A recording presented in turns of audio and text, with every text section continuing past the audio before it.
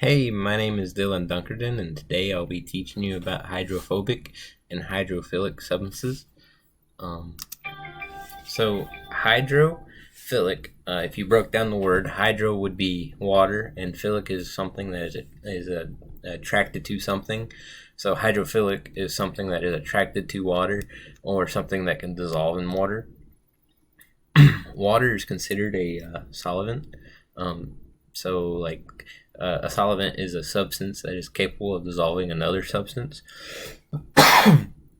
So, like if you took sugar into water, it would dissolve into the water.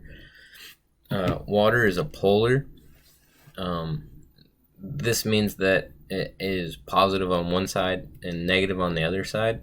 And to be hydrophilic, you'd have to be up something that is polar.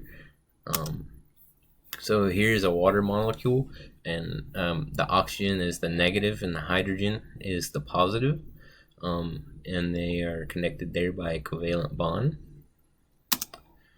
So hydrophobic is, again, water. Hydro is water. Phobic is fearing or not attached or attracted. Hydrophobic substances are nonpolar, so anything that is nonpolar, like lipids or something, is hydrophobic. Nonpolar substances will not combine or dissolve in water.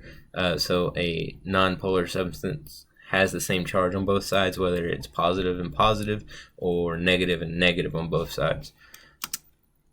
So for an example of a hydrophobic would be oil or lipids like wax or fatty.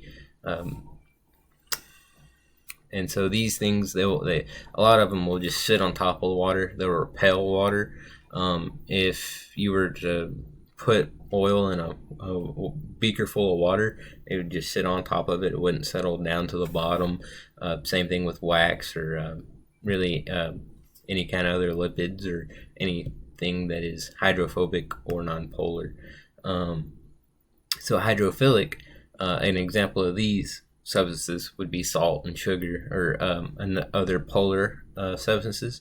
These will dissolve, and so if you had a beaker full of water and you poured the sugar or the salt, it would settle at the bottom and eventually it would dissolve into the water. So right on the left, you have salt getting poured into a cup of water there, and you can see how it kind of drops straight down. And then on the right, you have oil on top of water.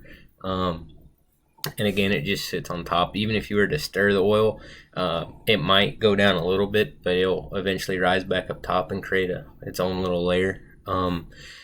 And so thank you for watching, and I hope I taught you something. Have a great night.